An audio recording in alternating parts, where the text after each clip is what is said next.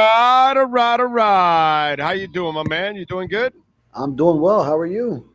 Very good, man. Can't complain. We're at Hialeah Park where you can get your $100 no-regret first bet, folks. So make sure you check it out. We put out that QR code, and you can enjoy some of the games. You got the bowl games going on today, some of the NFL games yesterday. All right. We do have some Dolphin news as Shaq Barrett is getting his release. Why the change of heart? Why are they doing this now? Why are they being nice when they don't have to? Is this a thing just to do the agent a favor? It could very well be that Shaq Barrett's agent is Drew Rosenhaus, and the Dolphins want to maintain a strong relationship with Drew. They have a lot of his clients down here in Miami, so and Drew is based in Miami as well. So he's someone that you would want to have a strong relationship with. I'm not sure all the background that went into why now, as opposed to that maybe they took a firmer stance before, but that could play into it. And I would like to hear from Mike McDaniel's perspective on it, but maybe there was some push from Drew Rosenhaus to say, hey, just do my guy a solid. He wants to go join a contender, and right now, obviously, the Dolphins don't control their own destiny, whereas maybe when the move was made late November, they were still feeling that way, where if they could have beaten the Packers, could have beaten the Texans, then you could still sort of control your own path into the playoffs. And had a couple of chances there to get back to 500, where the Dolphins are trying to get to now with just 2 weeks remaining. So maybe they didn't want to back then run into a situation where now Shaq Barrett is helping another contending team. Maybe you run into him in the playoffs, where now it's a little bit less of a chance. Of course, the Dolphins are still playing it out until that final elimination, but yeah, it does finally give him the opportunity to free him up, assuming he clears waivers, which if a team claims him off waivers, they wouldn't be able to use him anyway. So that wouldn't really be the move for any other team. So he would pretty soon here just be a free agent, be able to sign for the final week. Or actually ahead of this game. I don't know if he'd be able to play that quickly with a new team, but he'd be able to join a new team for the final run. Yeah, no, I kind of think it's a PR move by Miami, so they don't look bad for other agents and players and things like that, and it gives them the opportunity to go to the playoffs. I think that's why they're doing it. I don't know. I have a. By the way, who are the players from Drew that are on this team? Tyreek, Shaq, who else? Tyreek, well, not necessarily Shaq anymore, but Oh, but I mean, yeah. Right. Let me see. He has represented Ogba, Rob Jones now, Zach Sealer. He was Connor Williams' agent. Let me see. There's a few others that I'm just reeling off a few off the top of my head, but I think he has Kohu, doesn't he? Kohu. Let me see. Kohu is Kohu. I think does he did Kohu switch to him or something like that? I don't know. I thought Kohu fired his agent or something, and then no. Kohu, he I think he might have had David Cantor and Ness. Oh, okay. Mugrami from GSE. Okay, so he switched to Cantor. Yeah. That's what it was. Kohu switched to Cantor, not Rosenhaus. Is what you're saying? Right. Yeah, you remember a time where it was definitely Rosenhaus for him? Huh? No, I don't. I'm asking. I was just asking off the top of my head on that. That's all. No. I'm. Yeah. No. I believe it's just been Cantor for him. Okay. Yeah, I believe Cantor with him. David Cantor represented Xavier Howard as well. Okay. Yeah, I don't necessarily end up following a lot of the minutia of the agent and the players anymore. That's more your job. Jerome Baker was with him. Okay. Oh, you got a list there, Sean? Yeah, it looks like he's got Ogba, Robert Sealer, Tyreek Hill, Jerome Baker. Gaskin's not there anymore. Duke Riley, Jeff Wilson Jr. Right. Connor Williams was another one. Okay. That just was on this list that I have here. Interesting. All right. I was just trying to see anybody's up for a contract there and that they need. And I was trying to figure out if there's any if they're trying to do a favor because maybe there's a contract down there. Because I mean, seriously, the Tyreek contract alone should be you pissed off enough to keep Barrett on the list and say, nah, we're not going to free him up. That Tyreek deal screwed us, but that's their own fault. They shouldn't have signed him. Let me ask you something. And just to wrap that up, then yeah, it does. To your point, maybe free agents remember that. Hey, the Dolphins did this player a solid. Just from the PR standpoint that you're mentioning before you get into next year's free agency. Yeah. That's one there. We were talking about Javon Holland, and now that we have you on here, and obviously Javon Holland is not the Holland that we saw 3 years ago. That Holland was looking like one of the best safeties in the league, and the kid was just. But last year when he got those 2 knee injuries, he hasn't been the same since. And one guy on the chat board is like, oh, he's just making business decisions. I disagree. I think Javon Holland's character is A1, 100%. I think he's a pro's pro. I think he doesn't look like himself because he's not himself. I think something happened to him. I don't know what it is. Maybe another offseason he can find himself. But if I'm the Dolphins, this is what I was going to ask you. If you don't franchise tag him, can you transition tag him? And what would be the repercussions from that? How does that, maybe keep you from holding him down? Because obviously a franchise tag, nobody's gonna sign him to a franchise tag and match it and give you the compensation. So that would be easy. But again, it's a hard cap space that you got to take up. But a transition tag, is it possible or even realistic? Yeah, so the transition tag it's more rare, but it's sort of related in how it can save the team money on the front end because it's not as expensive. But now this player then can still go and he essentially still goes into free agency and can negotiate with other teams. It's just like a poison pill contract, right? Like a poison pill contract, right? So the retaining team then can like match what someone else offers them. Now, would it come down to that Javon Holland could make money somewhere else that the Dolphins would be willing to match? Then kind of like, do you ever arrive at that point in the Venn diagram there where, all right, another team is willing to give him this much, and his agent, David Mulugeta, he's known to get players paid. He got Christian Wilkins paid. He represents Jalen Ramsey, so definitely he's secured his money. Of course, he has deserved a lot of what he has made over and earned over his career. But Holland doesn't deserve the big money right now.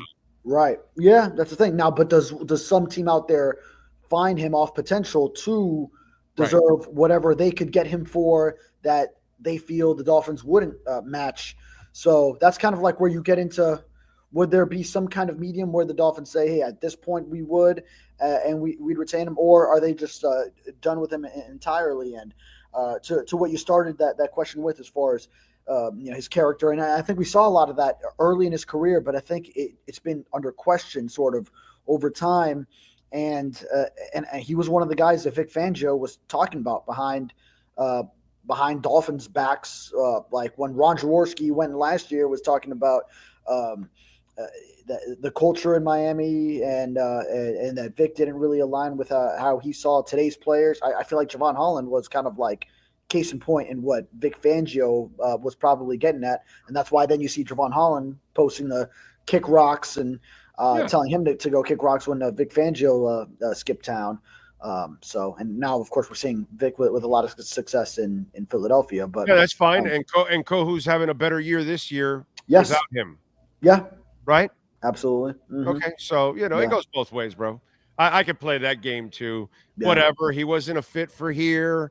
He didn't have his players anyway. So you get there. Over there, you kind of already had your players because you were already a consultant there. So you kind of coached those players. You were only 1 year removed from there. So you kind of went back to a place that you were familiar with. You know what I mean? So, and they're already an established, proven team. They were already really good without you. It wasn't like the Eagles weren't a good team, dude. I mean, they're removed a few years from winning a championship, and they've been to playoff games and deep playoff runs. So it's not like Fangio's adding something that they've never done before. They've been pretty good, bro. They already had something. Here, yeah, it didn't work out for them, but I wouldn't paint that picture that way because last time I checked, the guy that took over is loved by the players, and Oh, yeah. doesn't he have a top 10 defense without the sacks and the turnovers? Yeah. This Dolphins defense is not getting sacks and turnovers. Still a top 10 unit, and I'm just saying 6-8 run. that, Yeah. that that needs to be written too, by the way. Okay. Oh, yeah. The same players that didn't get along with him are getting along with this guy, and they are playing hard for him all the way to the end. Even on days where their offense can't score, can't run the ball, the defense is playing hard. So let's be fair when we talk about the old fart leaving and the new fart comes in, and the new fart caters, and the players love the new fart, and the media loves the new fart, because the new fart, you all think the new fart is headed to be a head coach, right? Oh, yeah. I wrote that just last week. Hey, I don't call him a fart at all. No, old, new, no. I don't call it. I'm just having some fun with the old fart. Yeah, I got you. and okay, so the old, because it's convenient the way you just phrased it. That, oh, well, Holland doesn't, and these guys, they didn't get along, but Fangio's having success. Okay, well, fine. These guys are having success with this guy now, not Fangio, and none of them are complaining. And this guy Weaver reaches out to all of them. So, you know what I'm saying? Although Holland's not having too much success this year. But he's not complaining. But he's not complaining. He gets along with the guy. He loves the guy, right? Yes. They all love Weaver as a coach. That's my point. So maybe it's more about what I think it is. He's not himself, dude. Whatever it is, those 2 knee injuries, maybe he shouldn't have played on those injuries. Yeah, you never know what kind of lingering effects these types of injuries can have on players, and for someone like Javon, who was a youngster who kind of never even knew what being injured was like. Like he was always healthy. Like I remember when I was a kid, I heard about injuries, but I had never experienced one. So I was like, how does that even happen outside of like a physical, like contact injury? How does it even happen that, soft tissue injuries, until you experience your first one, then you're like, oh, that's how it happens. Yeah. So, I wonder if maybe there is some kind of lingering issues on his knees, considering that he had both of them at the end of last season, and he did start this season strong. That big play that week 1 against Jacksonville that changed the game, but has left a lot to be desired this year. And I think something's wrong. Pass game too. Oh God, yes. He's just not himself, dude. I don't think he has confidence in his body anymore right now. Something's going on with him, because he is a tad late on everything, and the angle and all. It's just like the instincts are just, they're not clicking. They're not reacting at the same time. He's not reading, and his body he might be reading it, but his body is not reacting nearly as fast as he needs to. And as what he's used to, because maybe he takes a certain angle saying, I know I can get to him at this angle. And then all of a sudden, oh, wait, I'm not that fast right now, which I think sometimes that's got to be what Jordan Poyer's feeling too. When I see some of those same angles, so both safeties really. Jordan Poyer is just old and done. Okay? Right. I'm going to go with old and done in his case. Yeah. Mm-hmm. In his case, it's something different. With Holland, it's disturbing. And by the way, being the front office to have to make this decision, oh my God, no. You're going to get criticized if you keep him, for sure. And if you let him go and he goes and has a great career after that, you're going to get criticized. There's no way. The only way you win is if you keep him and then he comes back to form. That's the only way, because at the beginning, when you bring him back, you're going to get criticized because he hasn't played well for 2 years. It sucks.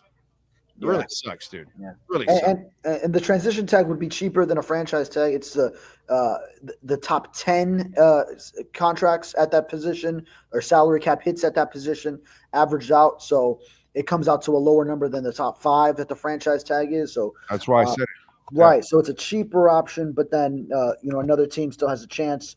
I mean, it's so rare but maybe this is one case where that could be where you want to do it, just in case if you can get away with that lower number, see what you got in them for another year.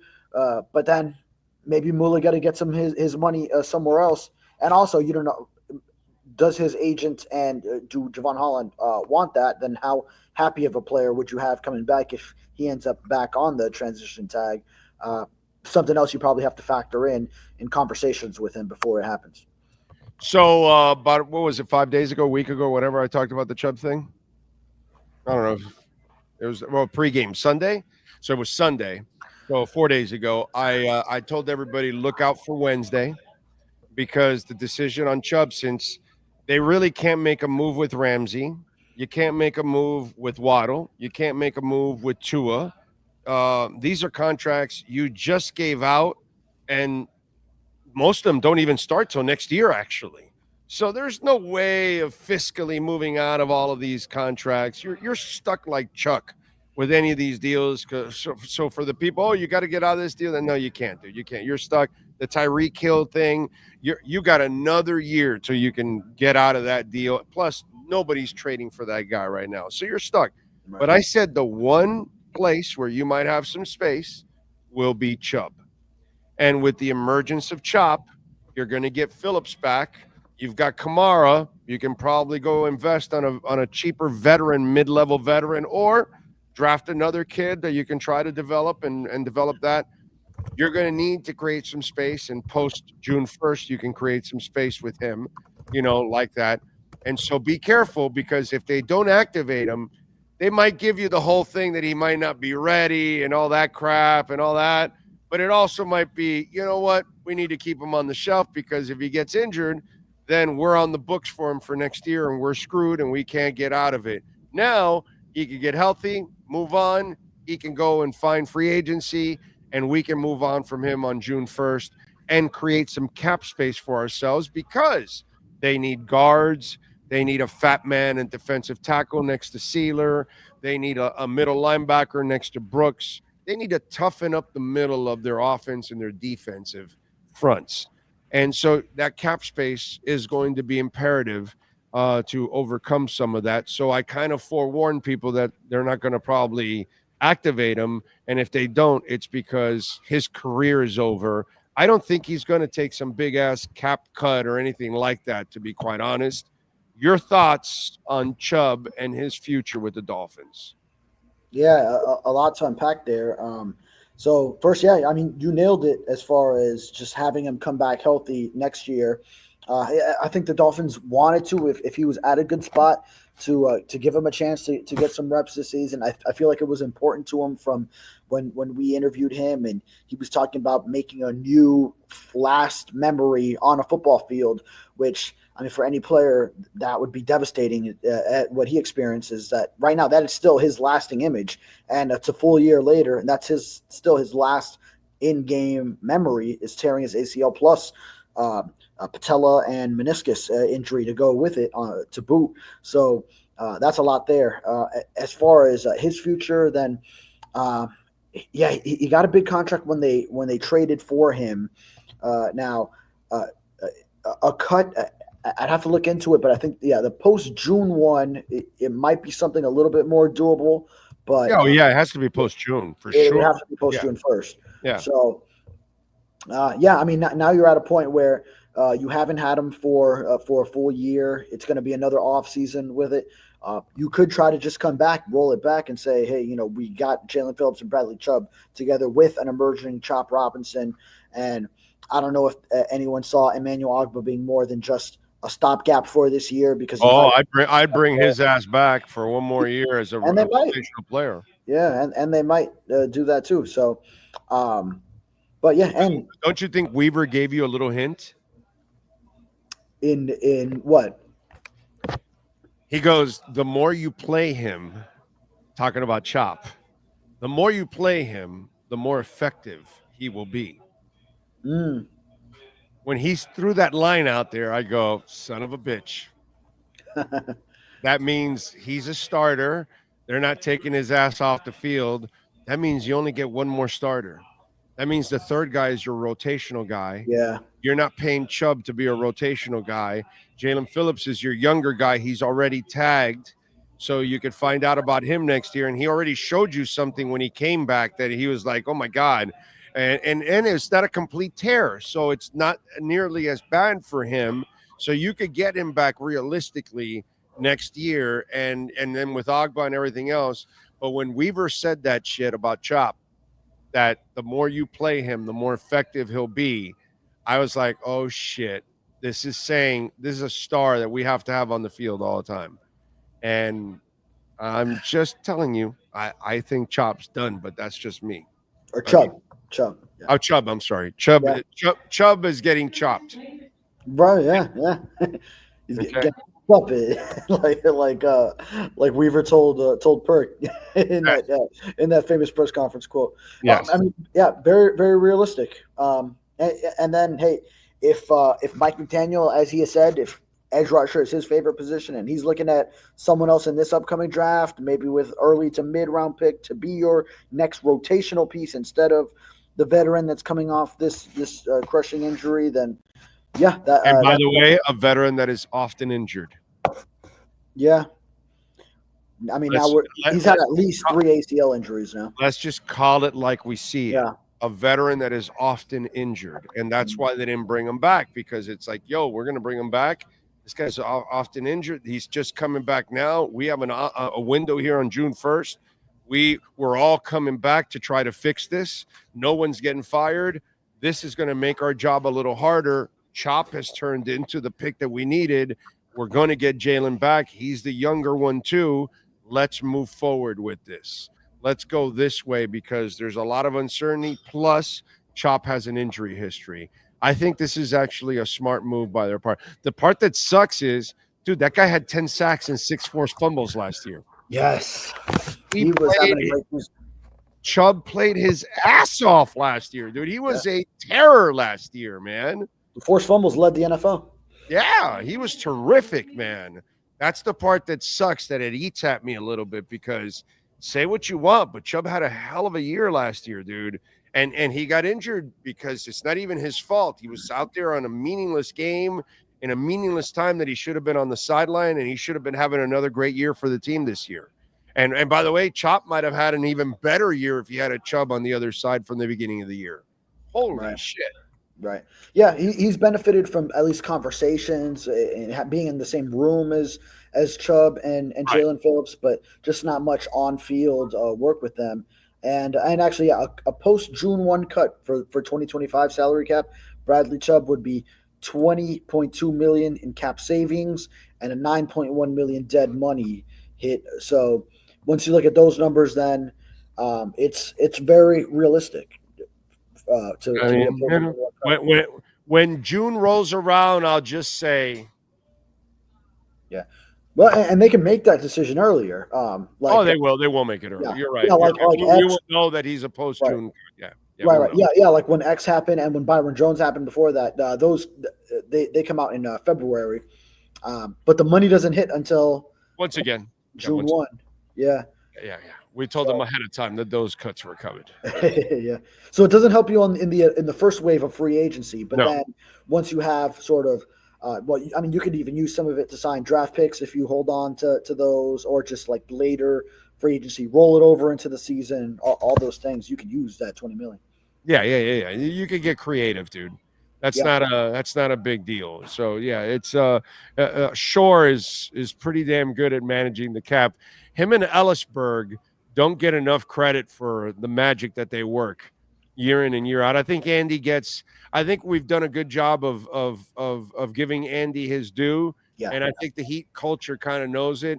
I don't know if the Dolphin culture knows how good Brandon Shore is. Yeah, I think those who know, they know. Those who but I don't think the average Heat fan knows how good Andy Ellisberg is. I don't think we've educated people enough on Brandon Shore. You know what I mean?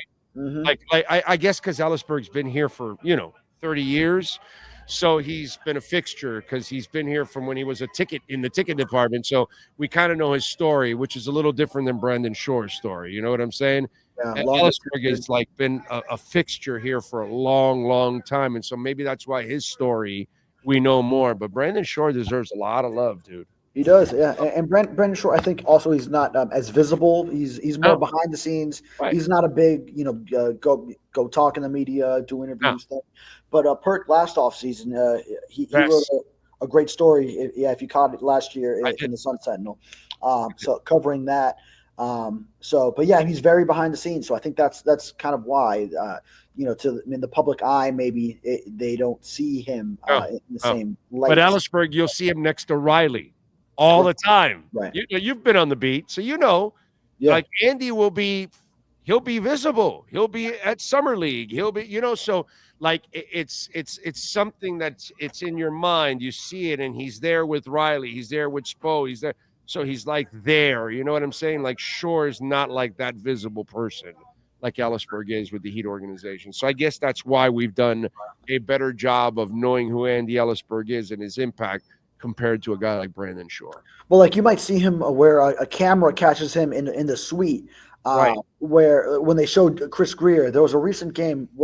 I can't remember which game it was, where a camera went to Chris Greer and Brandon Shore was in the shot because he's sitting in the same suite as him, and they're always watching the games together. So, but I think to your point, I think maybe the average fan might not know. Oh, that's him. They might not know what he looks like. Right, and he's a badass, and he deserves his due because he definitely works it. All right, so no changes are coming. Obviously, with the owner throwing the ball for the game ball to Mike McDaniel, I mean, you're not firing a guy, 2 weeks later, bro. You know what I'm saying? So it is what it is. They're gonna keep these guys in, and in a way, Perk makes a lot of sense because all the salaries and everything, and everybody's kind of tied to everybody. Bringing somebody in now, they just inherit all of this. Right. And it's hard for them to then piece it together from here and build it out. So you either let them sink or swim on their own right now because you're too far in at this point. So, okay, and I'm not a McDaniel fan, but I understand. And in Perk's article, it's hard to argue with that logic. In other words, you could disagree with it, but there's logic to it. Right. I think a lot of people who want heads to roll right now, that's probably the side that they're not seeing, is just this organization really made a commitment to this is how we see this as the core for a bit of the foreseeable future. And then whoever does come in, I mean, that you just inherit someone else's, what maybe to them a mess. Yeah. Right. Yeah. But it's the human Jenga that they've been playing for 30 years. Yes. Yeah. So, I mean, and Chris Greer and Mike McDaniel, they at least work well together. Now, will it produce results? That's the next question, and they have to prove that they can win together. But yeah, I thought Stephen Ross's. I mean, even when we had our photographer Joe Cavaretta, he was right next to Steve Ross in the final minutes of that game, and he had the picture of Ross. He was fist pumping and all smiles when Achane scored that touchdown that sealed it. I thought that was telling. And then when the Dolphins released that video, that was Steve Ross signaling to him, and probably in private conversations, he's made it clear to him, and he's expressed that. But Mike McDaniel did his post-game locker room thing, and actually, to Mike's credit, at a time when after the Houston game, a lot of people felt, okay, while you're not eliminated, the playoffs are not in play. Like, we know what this is going forward. It's basically playing for your livelihood, maybe. Mike McDaniel rallied the team to go and play hard against another team that was in a similar boat and actually was mathematically eliminated moments before kickoff. So he did get the guys going, kept the guys focused on the task in hand to go win a football game. And that was Ross signaling to him sort of more publicly, hey, you are my guy. Maybe they've probably talked about it, but in front of the whole team, he showed that you're my guy. I'm believing in you, and you get a game ball for this. Put your mind at ease over anything that maybe still might linger, despite what they've probably communicated internally. All right, so what do you got going on the Sentinel, getting us ready for the Browns and the Dolphins on Sunday? Yeah, I'll be previewing that game, scenarios where Possibly the Dolphins are eliminated on Saturday before they play that game. Still maintaining that little bit of hope. I'm not dishing out hopium though. No, you stop finally. You stopped that part of it. Yeah. But if they're still mathematically allowed going into week 8, you got to. I know the editors are making you write it. I know, I get it. The editors are making you write it. We understand what's going on. Don't worry about it. We're brutally honest on this show. We got you. You'll be in trouble with your editors if you don't write that piece, because it'll actually get lots of views. No, and it's not like that here. I have the freedom, unless there's like something that needs to be covered, then they'll tell me. But anyways, just today, I'm writing about the Tua Tyreek connectivity, what defenses are doing against Tyreek that has led to this, if it's on him or not, and then also covered the Shaq Barrett news and injury report stuff. Jalen Waddle returned to practice, so that was a positive development today. Yes, no doubt about that. All right, follow him on Twitter at David Furones _ and catch his work there at the South Florida Sun Sentinel. David, hope you had a great Christmas, my brother. We will catch up on Sunday evening. Hopefully a win by the Dolphins. Whether they're in or out, it doesn't matter. But hopefully a win, and then that way they can end the season with the Jets, and hopefully a win and a winning season. And 3 years in a row winning season is still productive. And 5 total even before McDaniel. Yes. Is what it would be. Yes. So, Merry Christmas to you. You got it, my brother. See you Sunday. Sir. Be good. Yes, sir. There you go, David Furones. And by the way, if you need a lawyer, you got to call our guys, Jeff Welt and Daniel Rheaume. Welt and Rheaume, they're in Hollywood at 954-966-4646. They're in that beautiful glass building on the circle right there. Bankruptcy, homeowner property damage, condo damage, criminal defense, personal injury, commercial litigation, business owner claims. Call them 954-966-4646.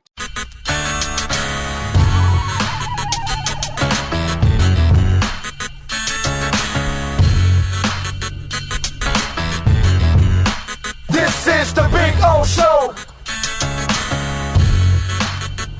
This is the Big O Show.